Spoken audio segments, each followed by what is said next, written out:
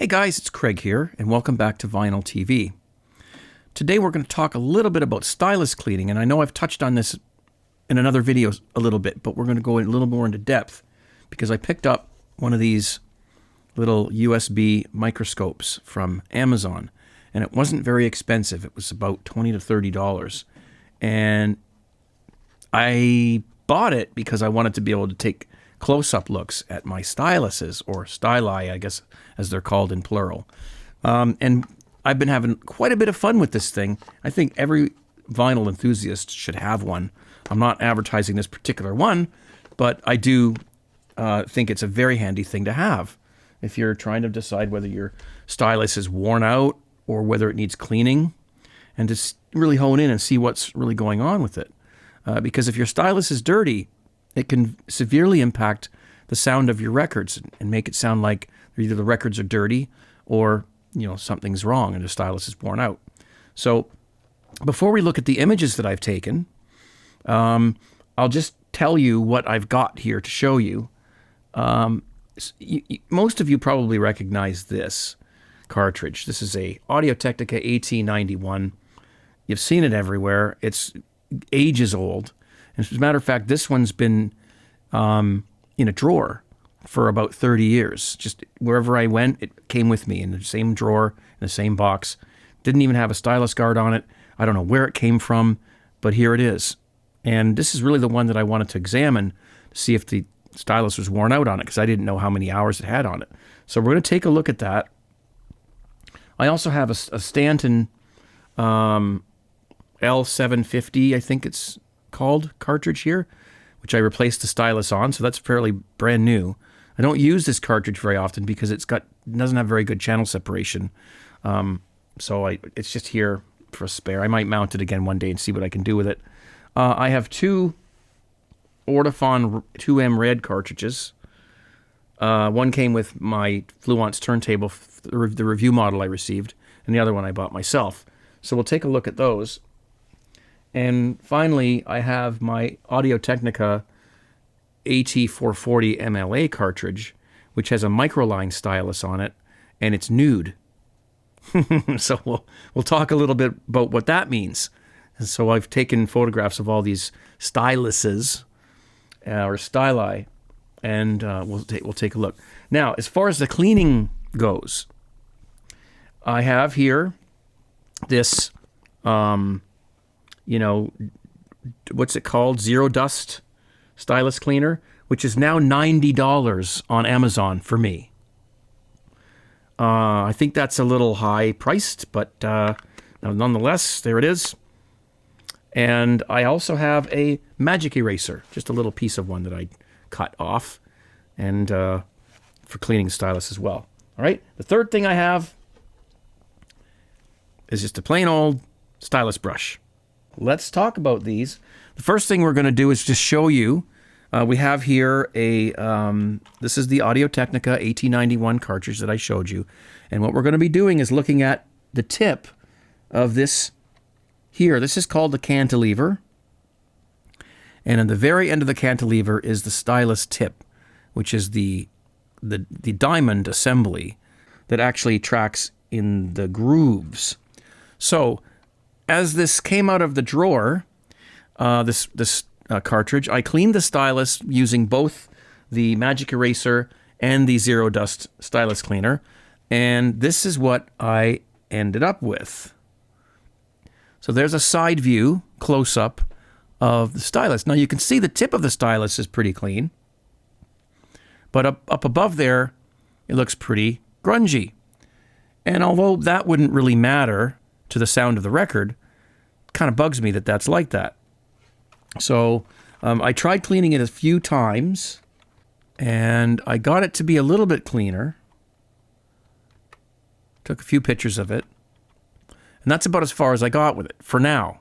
Okay, for now. We're going to come back to this, because the only things I used to clean that with were these things. And incidentally, these things tend to do about the same job. What one doesn't pick up, the other one does. So I tend to use them both. That's what we've got on this little AT91 phono cartridge. That's what we had for the moment. Let's move on just for a second out of interest's sake, just to take a look at this. This is the Stanton cartridge. That's this one here that I replaced the stylus on. And I haven't used it very much because, as I said, it has a bit of a problem with channel separation. So I haven't been using it. But you can see that that stylus is practically brand new. This is another shot of it here. So now we're looking at these from the side, so it actually wouldn't be that easy to see how much wear was on them. But I know this was a brand new stylus. So next, this is my Audio-Technica AT440 MLA cartridge. This is my flagship cartridge, and I love it, and I use it all the time. Now, I do clean it periodically, but not very often. So I slapped it up on the telescope here, or the microscope, and this is what I found. Yuck! Look at that. That's how I was playing my records. You know, if you don't clean your stylus every single record you play, that's what you're going to end up with. So I ended up cleaning it. I used the magic eraser, and that's what I got there. That's not too bad. It cleaned up the tip nicely anyway. And I cleaned it again with the zero dust thing, and it just looks like that. So that's about as clean as I could get it with those two cleaning devices. We're going to come back to this cartridge as well in a few minutes, okay? So just stay tuned. Now the next cartridge I want to show you, stylus I want to show you, this is one of my Ortofon 2M Red styli. And you can see that there's a little bit of debris on the tip of it there on the left-hand side. And I cleaned it with one of the, I think it was the zero dust stylus cleaner, and that's what I ended up with. And then I went at it with the magic eraser, and that's what I ended up with. So again, they both do a pretty good job, and what one doesn't get, the other one usually does. So then what I did was I turned around and I played an entire side of a clean, fairly new record. So side A of Fleetwood Mac Rumors. I played the whole side, and this is what I got. So it picked up some hair and some debris. That was a clean, new record. So obviously I had to clean it again, which I did. Used both the magic eraser and the zero dust, and it came up nice and clean. That's the Ortofon 2M Red stylus. Here's a different angle of my Ortofon 2M Red, looking at it from the front, upside down. This would be how you would check for wear, and you can see that the stylus is shaped properly. It doesn't have any wear on the sides, and they're supposed to be shaped, for the most part, like this. Okay, so if they're shaped kind of like that, then you know that there's wear on them. And if you shine the light properly onto them, under the microscope, you could actually see a reflection on the sides of the stylus where it's gone flat, where it's worn out. And so it's really easy to check to see if it's starting to wear out like that. This is my other Ortofon 2M Red stylus. Now, it looks slightly different. So what I did was I put them side by side. Now, it's exactly the same cartridge and exactly the same stylus on two separate models, two separate items. So you can see that even between two identical cartridges, you're still getting a slight difference in the way the stylus was mounted. One of them actually looks a little bit longer than the other one. And they're both, you know, pretty much virtually brand new. They probably both had around the same mileage on them. Now, do you remember a few minutes ago, we talked about this cartridge? This was the dirty, grungy one that I pulled out of the drawer. It's the AT91. This is a really popular sort of a generic cartridge that you've seen probably everywhere, and it comes on some turntables. So what I did was I took the cartridge and I got, after cleaning it with the magic eraser and the zero dust cleaner, that's what I got, what you see there. So then what I did was I took this standard stylus brush. It doesn't have very thick bristles. You know, they're fairly bendable. It's pretty safe. And I dipped it in distilled water. Now, you probably don't have to use distilled water, but I have distilled water, so I may as well use it. So I dipped it in distilled water, and I just brushed forward on the stylus like that. And then very carefully backwards. And I know people are going to cringe, but trust me, if you're careful enough and just watch what you're doing, you can carefully brush backwards on it to get everything off of the front of the cantilever. And then you can do it from side to side, just carefully with a dampened stylus brush. Okay? So I did that. And then I went back to my microscope, and here's what I ended up with. This is before I cleaned it with the stylus brush and the distilled water. And here is after. So you can easily see how nice and clean that is. Here's the before shot. This one's a little closer, but you can see all that grunge up there and all the crap around the top of the stylus tip. And then here's after. It's brand new. It looks brand new. So that's it. And then I took a nice big fat old close-up of it from the front upside down, and so that you can see the shape of it. This is a conical stylus. All right. So it's just shaped like a cone. And so there's no flat spots on it, and there shouldn't be any flat spots on it. And you can see how nice and round and uniform it looks. The bottom half there is the metal shank or shaft, I guess it's called. And the pointy part is the actual diamond itself, which is glued on to the metal shank. And that's called a bonded stylus. Okay? That means that the diamond is bonded or glued onto another piece, which is then glued onto the cantilever. Let's go back to my beloved Audio-Technica AT440 MLA cartridge. All right? That's my favorite one out of them all, just because I like the sound of it. And it also has a different kind of stylus on it. Let's take a look at this. So here's it again, and after another day where I played, you know, a whole album with it, and that's what I ended up with. So I took my, you know, my magic eraser and my zero dust cleaner, and I cleaned it up. And you can see that it's just, the tip of it's pretty good. It's pretty clear, but you still got some debris up near the top of it there, where it joins onto the cantilever. Now, again, that might not matter right now, but if that starts to build up, you know, I don't know, things could get pretty raunchy. So then I did my trick with my little stylus brush and the distilled water. And again, I just very carefully took the cartridge, and I very carefully dipped this in distilled water and proceeded to just very carefully clean all that debris off. You can't see it coming off really unless you have a good eye.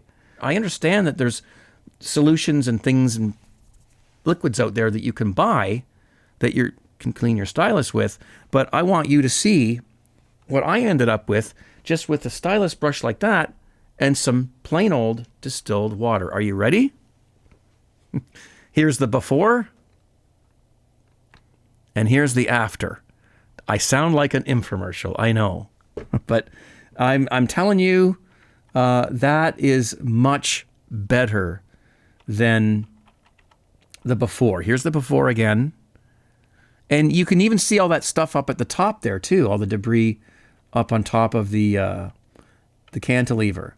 And I managed to get rid of some of that. So here's after again. Beautiful. And you know, this is an interesting shot because you can see the shape of the stylus. I'm going to show you a picture right here of there's the cartridge there. That's the stylus, the way it's supposed to be shaped. It's actually a square rod, and then they've ground the tip down the way you can see it there. And you can see this is called a nude stylus. It's called a nude stylus because it's all diamond there. There's no metal shaft. It's a diamond is directly attached to the cantilever. So there's no metal in between the stylus tip and the cantilever. It's all diamond. As you can see there, it says at the bottom that it's a nude square shank. And nude means that it's all diamond. There's no other piece in between. So there you have it. And you can see the squareness of it. Okay, so here what I've done is I had the microscope on the stylus and I was moving the light around to get different angles. You can sort of see the reflection there on that flat part there. As I move the light around into behind the stylus, you can see right through the whole thing. You see how you can see right through the diamond. So there's no metal shaft there. It's all one piece, one diamond piece. And that's what you call a nude stylus. Very interesting. There's that flat part again. You can see the reflection, the way they ground that square down into a hyper elliptical or microline point. Now you can see here, I'm shooting this from the front of the stylus upside down, and you can see the reflection on the side there, on the one side, where they've flattened it out. When I move the light around, you can see how it bounces off. Here I go over to the other side now. Let's see if it bounces off the other side. Oh, I'm going around the back. Okay, this is looking straight on to the stylus from the front, but just upside down. And again, you can see right through the shank. That's because it's all diamond. And you can see the shape of the stylus there. So I'll be able to keep this and look at the stylus a year from now and see how much it has worn out. Back, moving the light back to the front again. Here it goes to the other side. See, look. You can catch the other side of the blade, or the stylus now, where the flat parts have been ground down.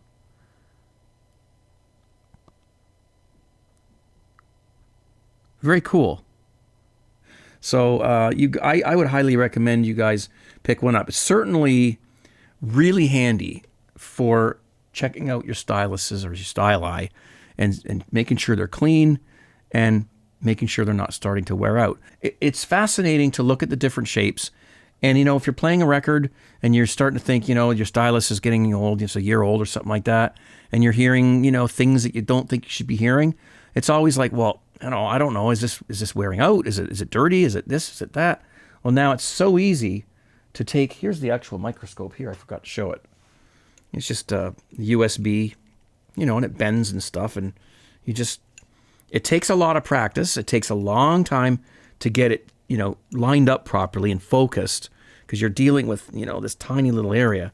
And so you have to be kind of patient. When I first plugged it in, I didn't think I was going to be able to use it because I thought it was just useless. I couldn't get this. I couldn't find where I was trying to focus on, and the focus is kind of funky and it's weird. But after a while, you get used to it and you get to know how to handle it, and it's very handy. I took some close-ups of some vinyl records. This is a 45. This is actually my own 45 that I recorded back in the late 80s. And you can see, they can see the grooves there. You can see a little bit of debris there. I wanted to explain to you, let's take a little bit of a closer look. You can see, first of all, you can see the grooves, and all those little dots inside the grooves, they're not dirt. That's not dirt in there. Those little dots, little white dots that you see inside, that's a reflection off of the sides, the side walls of the grooves, where the little inflections are, the little vibrations, the little squiggles, as I've often called them. So that's what you're seeing. You see a little piece of debris right in the center of the screen. That's a piece of dirt right in between two grooves. But inside the grooves, most of that, if not almost all of it, is just reflecting off of the side of the groove. Because as you know, vinyl records, they're shiny, right? So in this shot, you can see where the light was reflecting off of the lands being the parts of the record that have no grooves on them. And you can see how shiny that is. Now I'm going to go back to this shot here. You can see those two grooves right in the middle of the screen there, how they almost touch. In fact, they do in one little area there, right near where that piece of debris is. You can see the grooves almost come in contact. Now, if they had actually come in contact with each other and crossed, or at least touched, you could end up with a very bad sound, a distortion. And I actually have a record that I think has that problem. And I'm going to do a whole other video on that if I'm right. It's a Supertramp record, Crime of the Century. It's a brand new issue. And it has, I believe, it has some grooves that are touching because I can hear it. So we'll see about that in a future video. But anyway, back to this. You can see right here in this shot here, I'm doing this live, by the way. I'm switching these around live. Again, the reflection off of the surface of the vinyl where there's no grooves. And then again, inside the grooves where you can see the reflections of the light bouncing off of all of the little vibrations inside the grooves. And that's why records, if I can just get one out here, I'll just take this out. This is actually the record that I used for those photographs. This is my own 45 that I recorded back in the late 80s. I said that already. That's why the records have that, that sheen to them. See that, right here. That's why they have that. Because the vinyl itself is very shiny. But the squiggles inside the grooves actually refract the light and spread it out and make it, all rough looking like that. But of course, in the parts of the record where there are no grooves or in between the grooves, it's actually very shiny, as you know. So that's why in this shot here, you can see where the light actually reflected off of the shiny parts of the record. Okay, and you can see that groove going across the center of the screen here. Very busy. There must have been a lot of stuff going on in that part of the song. Probably a lot of cymbals. Okay, so I'll be taking some more shots of close-ups of record grooves. I know there's lots of photographs online and of record grooves and styli and things like that, but these are ones you've never seen before because I did them myself, and I just wanted to share them with you. I'm having a lot of fun with this, and I think that if you get a record, a vinyl record that has a skip on it or some problem, it's always possible that you could look at it under the microscope and see what the problem is. And possibly maybe even repair it somehow. Maybe correct the problem with a very small pin or needle or something like that. People actually do that. So the way I would do that is I would find the fault on the record, and then I would stop the record with the stylus on the record, right where the fault is, and then I would get like a piece of, maybe a piece of stick-it note or a piece of masking tape or something, and stick it on the record right where that part is, and maybe put a little pen mark on it before you do that, so that then you can, when you take the record off, you'll be able to see where the fault is, and you'll put it under the microscope. You sort of look around and see if you can find where the fault is. And I find this fascinating because it's kind of neat to know, what's really going on down inside these grooves and what might cause distortion or what might cause it to skip, or there's a big pop somewhere. What's that big pop? Why is there a huge pop on this brand new record? Under the microscope. Check it out. See what's in there. It's interesting. The more you know about something, the more comfortable and interesting it is to know what's going on underneath the hood or underneath the stylus. Okay? All right, guys. Well, thank you very much for watching this installment of Vinyl TV. And we'll be back at you with more interesting stuff. Stay tuned. And don't forget, vinyl is final. Cheers, guys. Take care.